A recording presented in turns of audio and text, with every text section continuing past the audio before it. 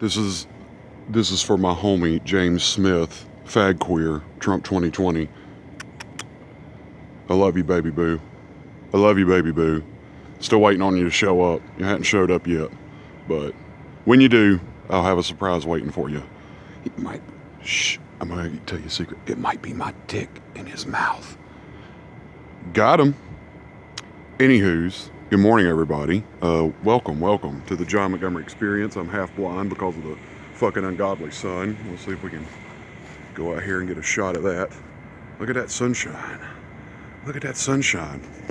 Looking at the beautiful woods that are my backdrop now for contemplation, meditation, and overall psychosis. Hope you guys are doing well. Seen a post earlier this morning about a friend of mine, Allie, was talking about how to keep your sanity on social media.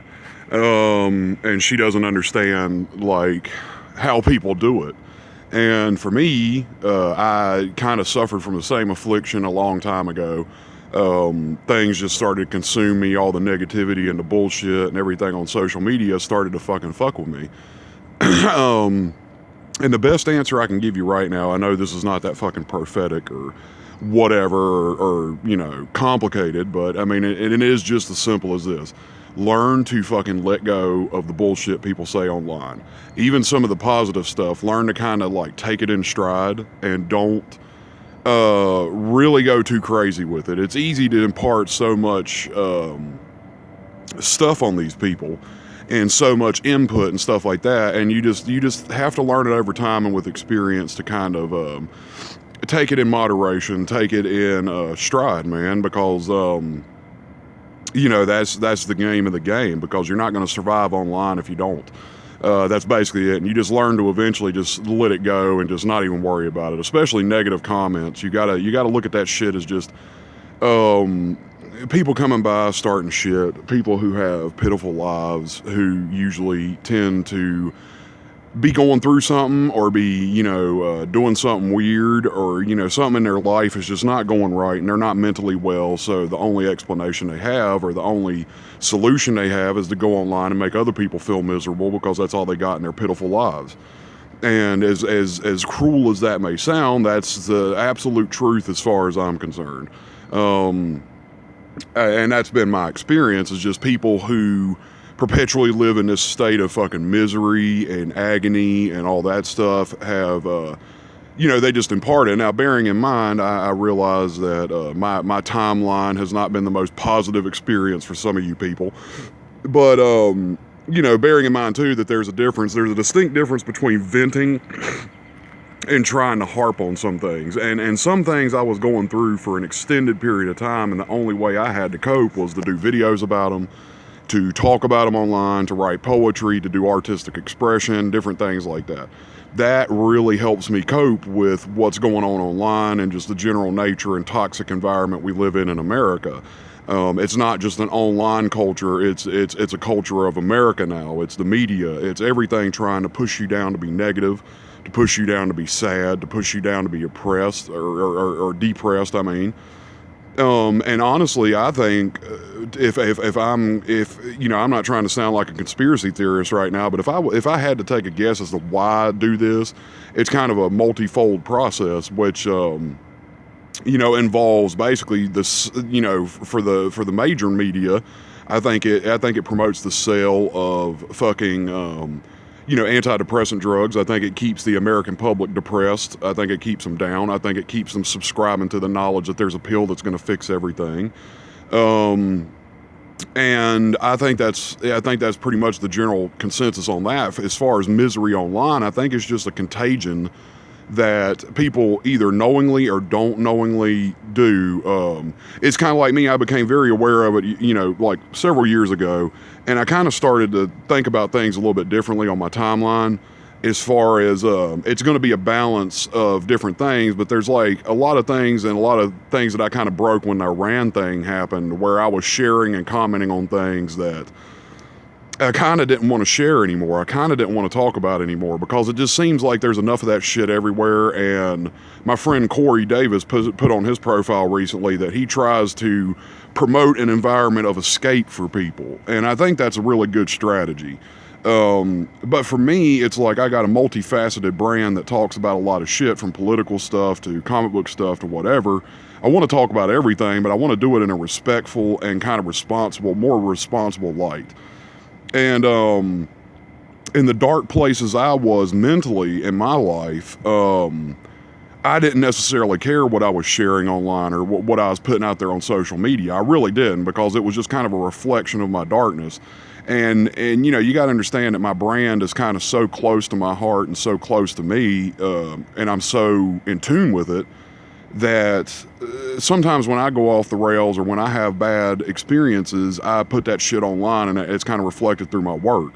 That's why the separation of the brands happened, because the American Defect is kind of like my catharsis for rage and anger and stuff like that. And once I stopped doing that, the brands kind of got muddied. So Tengu Press started becoming a little bit more negative and a little bit more focused on shit that I want to kind of just keep to a separate page. That way, if people want to see that content and want to comment on it, they can. And I think that's what I really got to focus down on in the future here, because primarily Tengu Press is also going to be having kids potentially visit it, or younger viewers and stuff like that. So I got to start being aware of stuff like that, because I don't really want to impart that on young people. I really kind of do want to, produce an escape for young people. Going into the future over the next couple of years, I may even develop kids programming for YouTube, just as a simple escape for kids, and just original content and stuff like that, or stuff that can be family friendly in those regards. And that's why I think it's even more important to launch a separate Tengu Press YouTube channel where it's just focused exclusively on comic book reviews, comic book content, and keep it family friendly, as it were. So anybody can watch it, and keep that brand more or less universal, so anybody from a young adult to a small kid, anybody can watch it and be safe and have an escape. Because for me, it's always been easier to do the dark humor and stuff like that. That's far easier than to actually sit down and have controlled content at times. Regulated content, because it's a challenge, and I mean, living around a young woman than I am now, a younger little girl who's my friend's daughter, and having a kid coming up and stuff like that. I mean, being around children now, it's kind of like I'm more aware of the fact of what language I'm using, how I'm using it, what I'm saying. Me and her have, kind of grown a little bit closer since I've been here.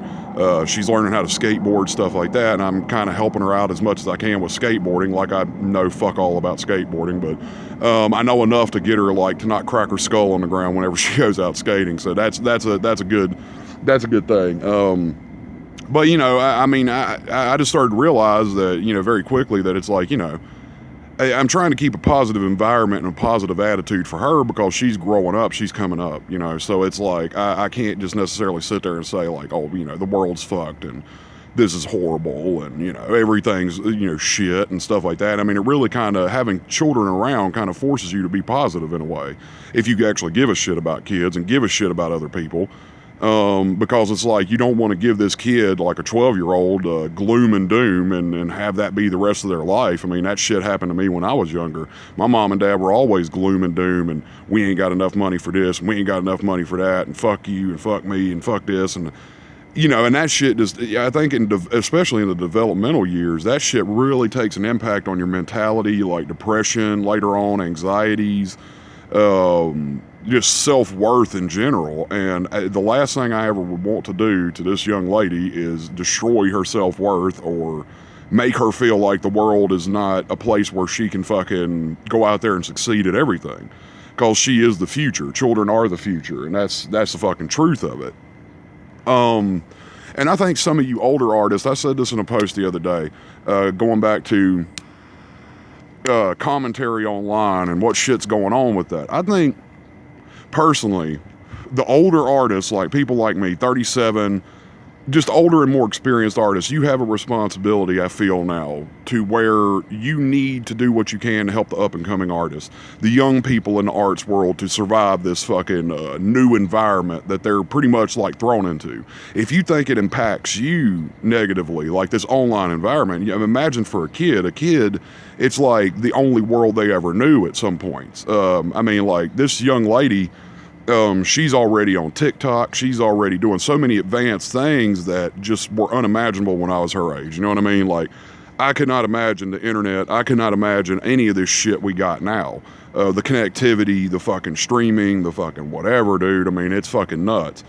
Growing up in that, I can only imagine the pressures and the stigmas and the horror shows that come from being online. You know what I mean? Because if you think it's bad for an adult, imagine being a kid out here doing this shit. And it has consumed children, and it really has. And I think we need to pay that message forward to people who's going out there and just using their words to hurt people in the future. It's like, we need to wake them up and tell them and really form a group of people who religiously beat them over the head with the fact that the shit you say is destroying people's lives, potentially. There's some people who can handle it, and trust me, it took a long time for me to be able to handle stuff responsibly online and shrug it off my back. And even still, there are moments, like little moments, where it does kind of like piss you off because it's like somebody took the time out of their day to be a fucking cocksucker, like this bad of a person. You know what I mean? Like, it frustrates you, it annoys you, it makes you sick to your stomach, because it's like, especially when you see it happen to friends who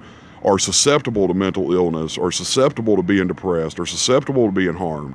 And it's like you can't help them, but to a certain degree, you just got to reach out and tell them. And that's another thing too. I think you should reach out and tell people, or comment on their profiles when you see negative comments happening, or see abuse, or see stuff like that, and tell people, you're not a piece of shit. You're not a piece of garbage. It's okay. I love what you're doing. I love your content. And really get that positive vibe out there, especially for artists and especially for creators, because a lot of times we're not getting fucking paid for this. We're not getting paid for this. We're creating you content for absolutely nothing. We're trying our best to keep this shit going, but the bills got to be paid, and it's stuff that crushes and kills artists. But I've went over all this stuff before. Anyways, let's go ahead and wrap it up. It's getting to be a long video. But from the woods, from the sun, I don't know if you've seen the sun, but who gives a shit. Anyways, I love you guys. Have a great day. It's your boy, it's your man's, Mom Spaghetti, Piggy Rumors, Fat Gay Retard. Back at you again. This is John Montgomery coming at you live and telling you, if you're going to be a fag queer, that's okay. Be a fag queer. I don't mind that. And I don't mind being a fag queer either. Your comments don't hurt me. That's fine. Just keep piling on hate, because, that shit raises my engagement. So I welcome it. Anyways, bye, babies.